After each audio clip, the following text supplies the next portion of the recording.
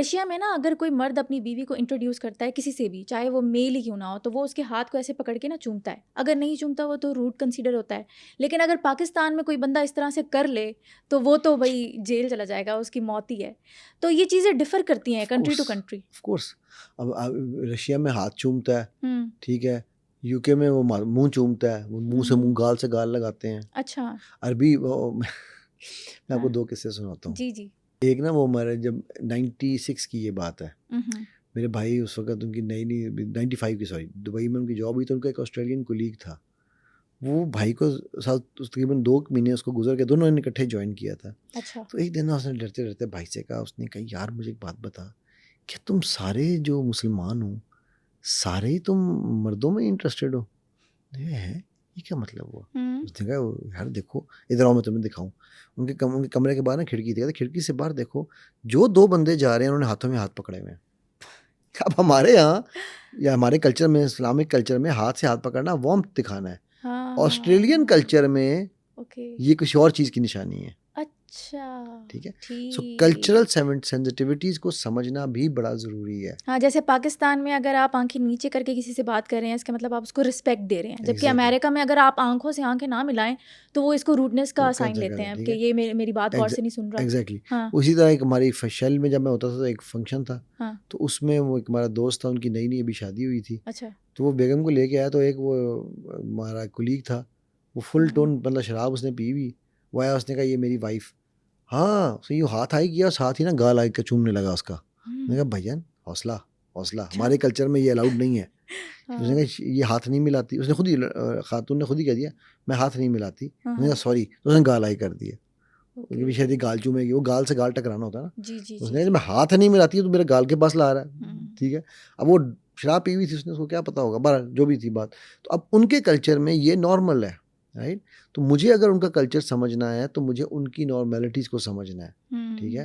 اب دیکھو عربی ناک سے ناک ملاتے ہیں, ناک سے ناک ملاتے ہیں. جب عربی 2 لوگ ملتے ہیں, اسپیشلی ایمریٹس میں جاؤ آپ, دبئی میں, تو جب بھی 2 لوکل ملیں گے تو ان کا طریقہ کار اسلام کا کیا ہے, ناک سے ناک ملا کے یوں کرتے ہیں.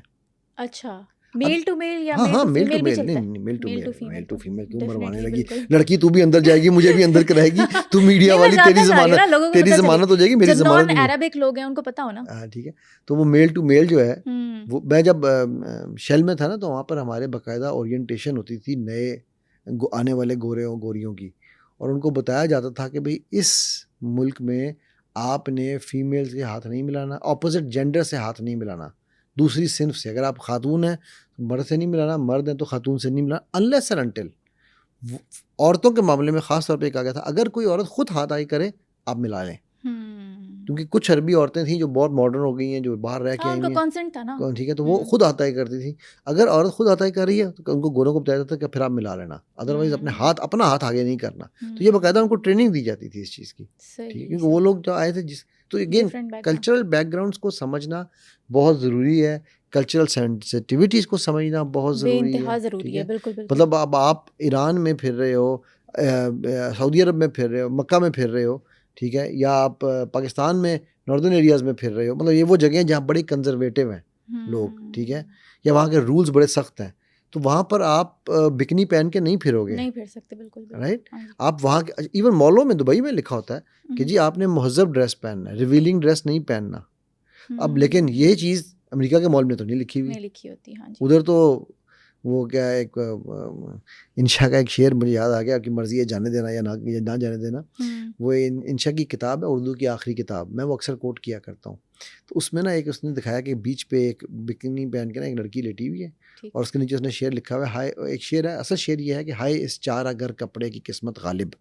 تو انشا نے لکھا ہوا ہے ہائے اس 4 گرا کپڑے کی قسمت غالب. ٹھیک ہے, کہ مطلب یہ جو ہے, اب وہ اس کی نارم تھی. انشا نے اس کو آبزرو کیا جب یہ باہر ٹریول کیا, تو اس نے کہا یار یہ کیا مذاق ہے یار, ہمارے یہاں تو ایسے نہیں بیٹھتی. ٹھیک ہے. سو اس لیے یہ وہ چیزیں ہیں کہ آپ کو کلچرل سینسٹیوٹیز, نارمس کو سمجھنا باڈی لینگویج کے معاملے میں, مائکرو ایکسپریشنس کے معاملے میں بہت ضروری ہے.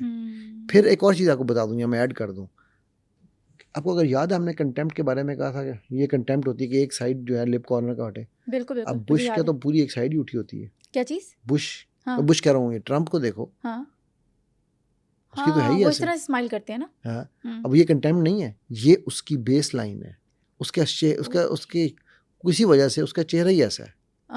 ٹھیک ہے, صحیح. تو وہ جو بھی وجہ ہے, اب وہ اس کی بیس لائن جب سیٹ ہو گئی تو مجھے پتا یار یہ کنٹمپٹ نہیں شو کر رہا, یہ نارمل ہے. ٹھیک ہے, لیکن جس کو نہیں پتا وہ کہ یار یہ تو ہر وقت نفرت کا اظہار کر رہا ہوتا ہے. رائٹ, سو اس لیے یہ پہلے ہم نے کلچرل سینسٹیوٹیز, پھر لوگوں کی بیس لائن, ان چیزوں کو سب کو سمجھ کے اس کے بعد ہم نے ان چیزوں پہ جانا ہے کہ یہ کیا سے کہتے ہیں جھوٹ بول رہا ہے یا نہیں. ہم پہلے سٹارٹ کرتے ہیں کہ یہ جھوٹ بول رہا ہے, اس کے بعد ہم ان چیزوں کو دیکھتے ہیں.